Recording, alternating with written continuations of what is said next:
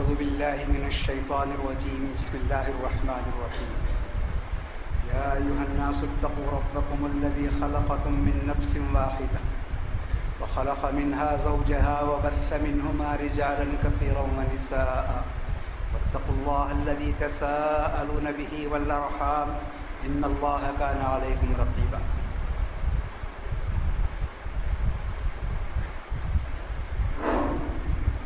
یہ سورہ نساء کی پہلی آیت تھی.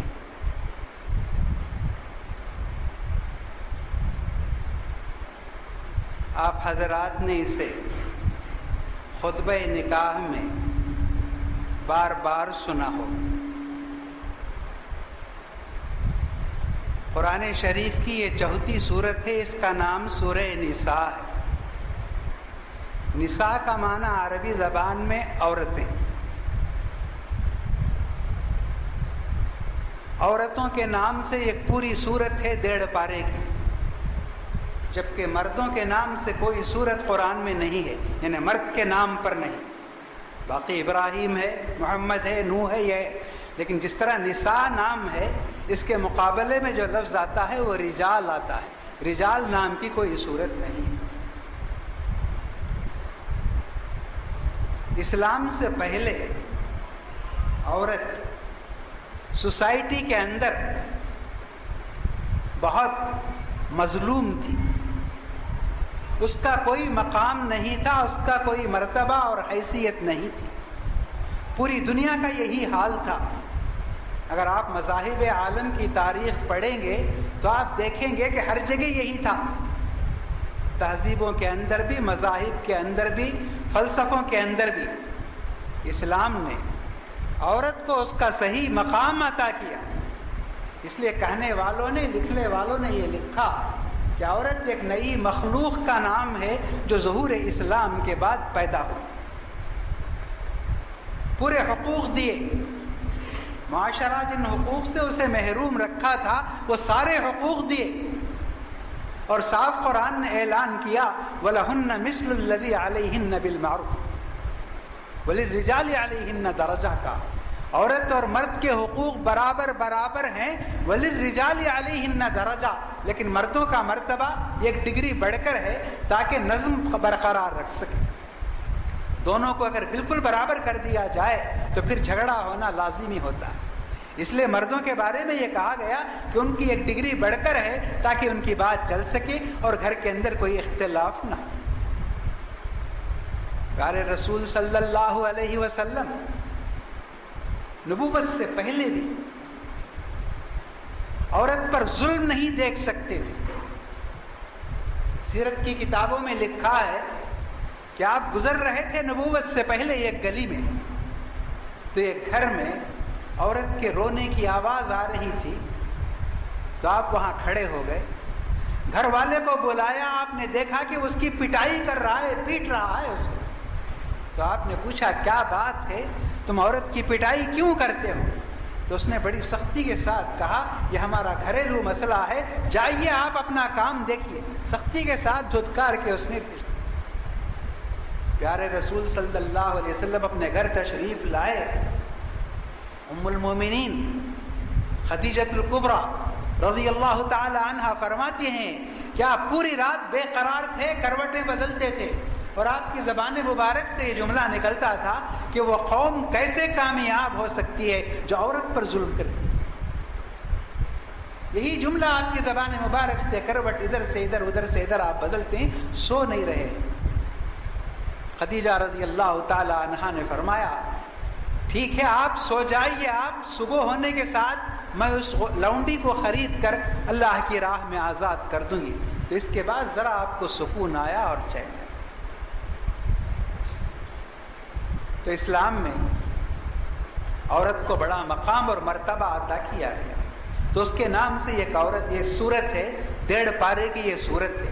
اس میں عورت سے بہت سارے احکام اور مسائل ہیں. سب سے پہلی آیت جو آپ کے سامنے پڑھی گئی ہے، دیکھیے اس کی خوبی آپ دیکھیے کہ دنیا کے ہر مذہب کا انسان اپنے آپ کو گمنام سمجھتا ہے، پلیٹ فارم کا انسان سمجھتا ہے. اسے نہیں معلوم وہ کس کی اولاد ہے، وہ کہاں سے آیا، وہ اپنے آپ کو لاوارث سمجھتا ہے. لیکن یہ آیت ہم کو بتاتی ہے کہ آپ لوگ لاوارث نہیں ہیں، گمنام نہیں ہیں، آپ کا ایک حسب ہے، آپ کا ایک نسب ہے. اس دنیا کو ہم نے ایک انسان سے آباد کیا، ایک مرد اور عورت سے دنیا کو شروع کیا، انہی کی تم سب اولاد کو کہتا ہے اللہ تعالیٰ. یا ایھا الناس انا خلقناکم من ذکر و انثی، کہ ہم نے تم کو ایک مرد اور ایک عورت سے ہم نے تم کو پیدا کیا. تم گمنام نہیں ہو، تمہارا حسب نسب یہ ہے، تمہارے باپ کا نام آدم اور تمہاری ماں کا نام حوا ہے علیہم السلام. یہ کتنا بڑا شرف ہے، یہ کتنا بڑا اعزاز ہے. آپ دیکھیے دنیا کی اور قومیں تلاش کر رہی ہیں اپنے باپ کو، کسی کو ملتا ہے باپ، کسی کو ملتا نہیں، اور کوئی کہتا ہے انسان بندر کی اولاد ہے. کہتا ہے کیا کیا چلتے ہیں دنیا کے اندر فلسفے اور تحقیقات کیسی کیسی چلتی ہیں. دیکھیے اس حیثیت سے بھی آپ اسلام کو دیکھیے کہ انسانوں کو کتنا معزز اور اونچا بناتا ہے کہ ہمارے باپ کوئی معمولی آدمی نہیں ہے، یہ تمام پیغمبروں کے باپ، دنیا کے پہلے انسان. ایک بات یہ ہوئی. دوسری بات، اس صورت میں اللہ تعالیٰ نے عورتوں کے حقوق متعین کیے. مرنے والے جب مر جاتے ہیں تو جس طرح مردوں کا حصہ ہے اس طرح عورتوں کا حصہ بھی، چاہے وہ کم ہو یا زیادہ ہو، عورت کو اس کا حصہ دینا چاہیے. یہ فرماتا ہے اللہ تعالیٰ للرجال نصیب مما اکتسبوا وللنساء نصیب مما اکتسبن. مرد کا برابر اس کا حصہ ہے، عورت کا برابر حصہ ہے. اور اس کے بعد 2 آیتوں، قرآن کا اعجاز ہے، 2 آیتوں میں پورے رشتہ داروں کے حصے بتا دیے گئے. مرنے والا جب مرتا ہے، کوئی بھی مرنے والا ہو سکتا ہے، باپ ہو سکتا ہے، ماں ہو سکتی ہے، شوہر ہو سکتا ہے، بیوی ہو سکتی ہے، اولاد، کوئی بھی ایک آدمی مرتا ہے تو اس کے کس رشتہ دار کو کتنا ملنا چاہیے یہ صرف 2 آیتوں کے اندر بتا دیا. پورے مسائل آج اسی کی تشریح کتابوں کے اندر لکھی جاتی ہے تو کئی جلدوں میں کتابیں ہو جاتی ہیں اور مدرسوں میں کئی سالوں کے اندر یہ سب پڑھایا جاتا ہے.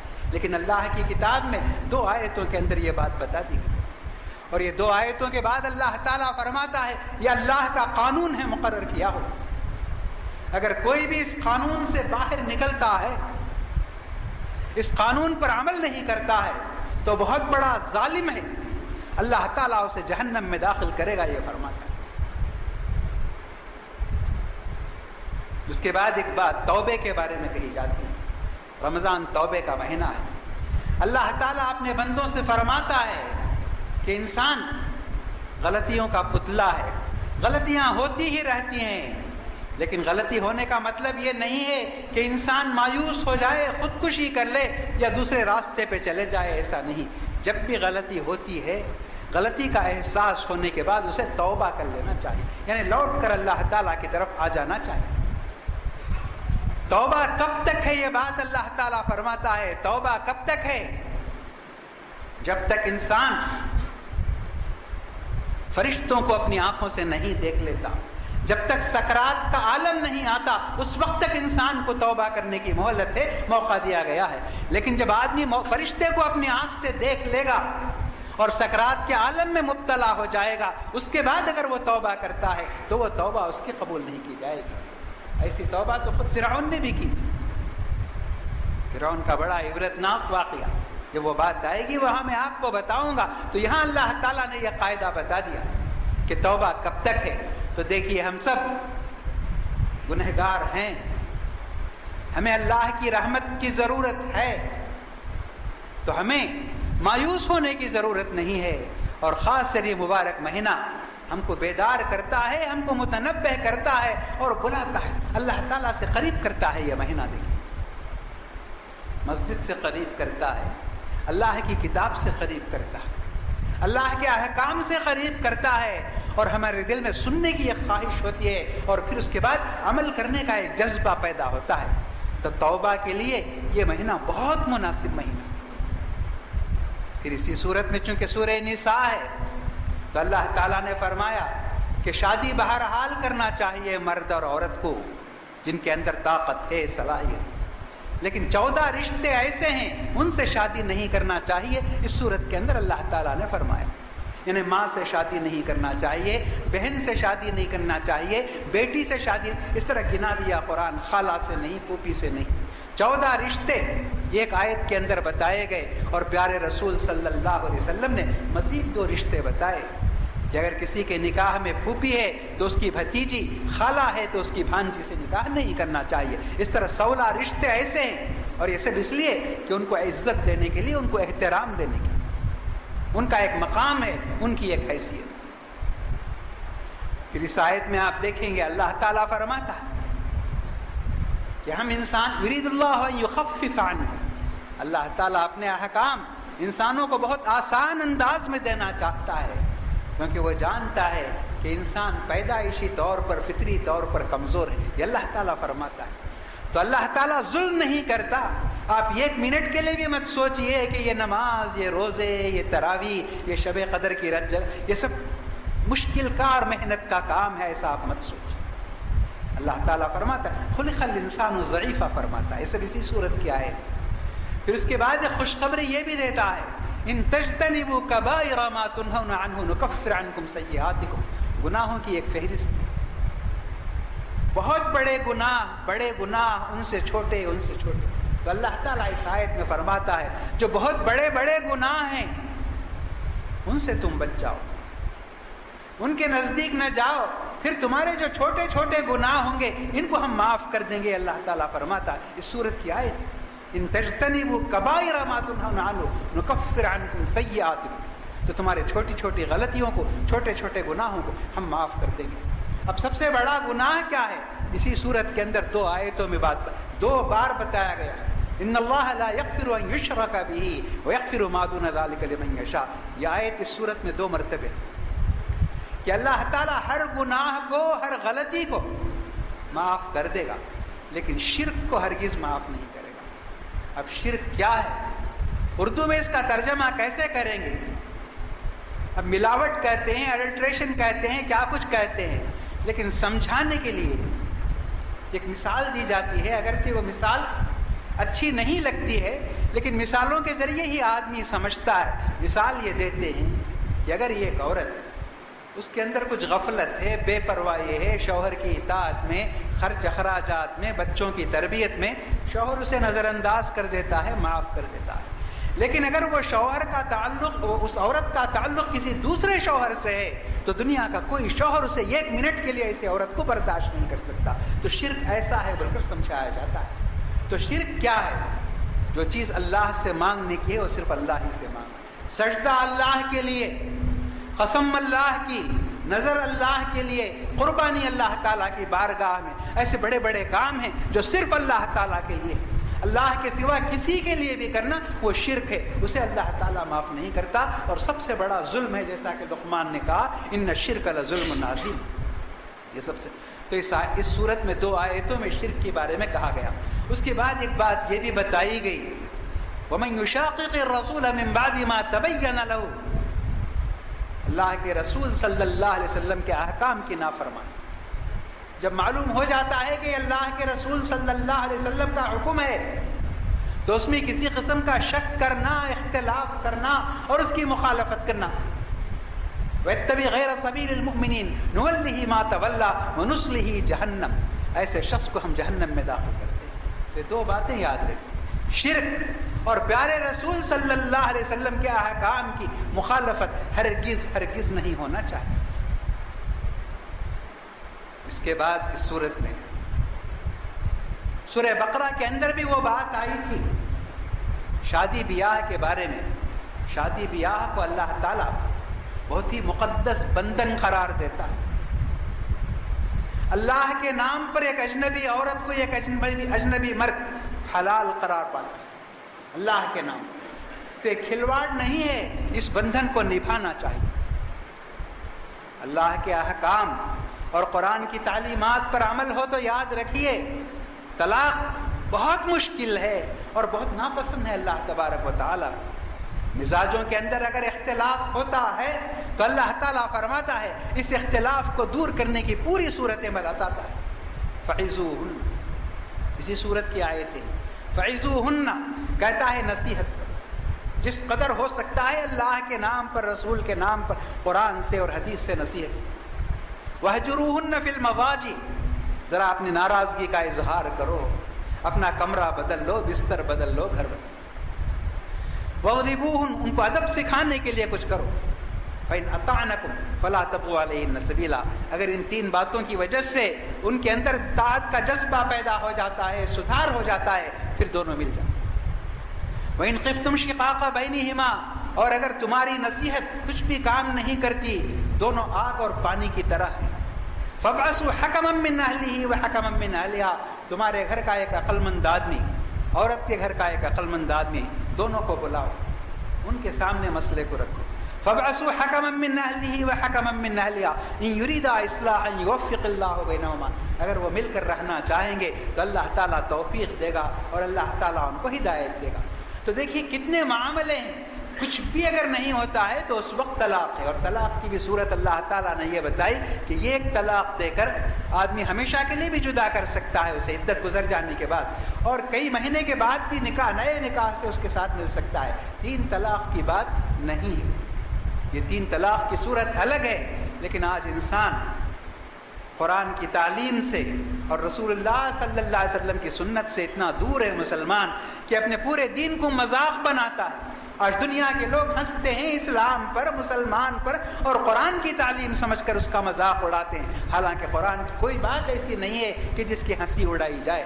اس میں اتنی حکمت ہے، اتنی مصلحت ہے اس کے اندر، اور اتنی دور اندیشی ہے اس کے اندر۔ یہ ہم ہیں جو اسلام کو رسوا کرتے ہیں، اسلام کو بدنام کرتے ہیں۔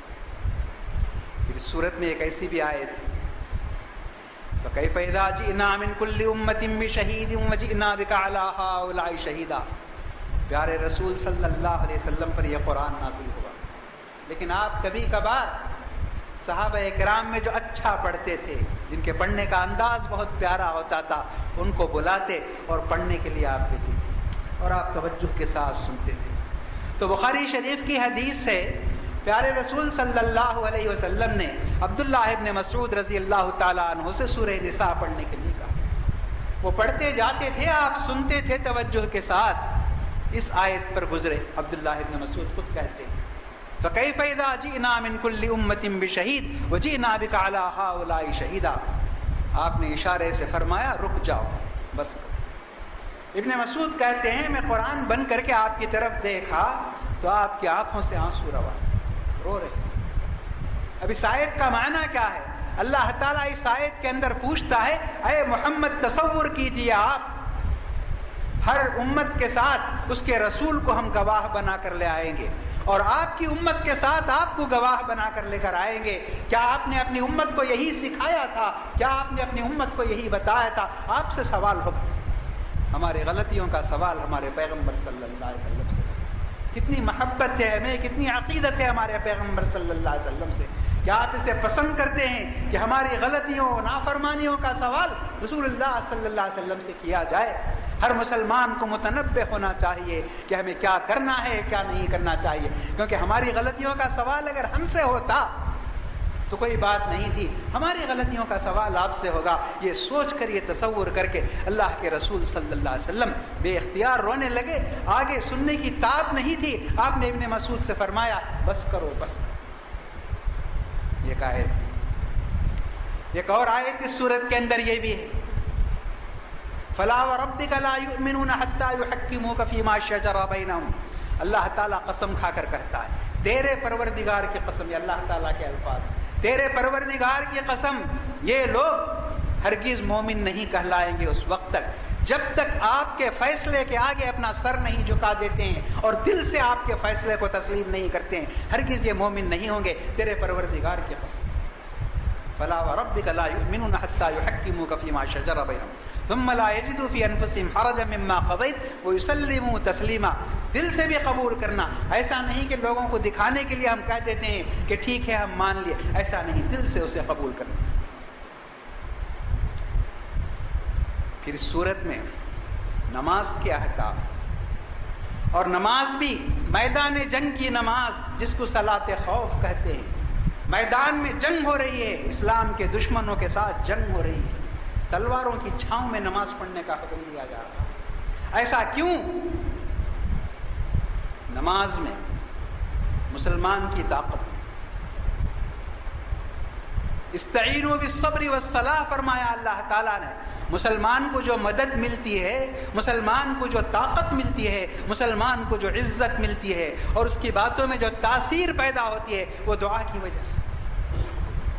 اس لیے میدان جنگ میں جہاں کوئی چیز بھی صحیح نہیں ہوگی، قبلہ صحیح نہیں ہوتا، وضو صحیح نہیں ہوتا، رکوع صحیح نہیں ہوتا، سجود سے، میدان جنگ میں ظاہر بات ہے لڑائی کا میدان ہے، ادھر سے ادھر سے تلواریں اور تیر برسائے جا رہے ہیں، وہاں نماز پڑھنے کا حکم. تو اس لیے کہ وہ نماز کے ذریعے اللہ تعالیٰ کافروں کو مرعوب کرنا چاہتا ہے اور ہماری طاقت کا اظہار کرنا چاہتا ہے. یہ بالکل صحیح بات ہے، نماز کے اندر طاقت ہے اور تاثیر ہے.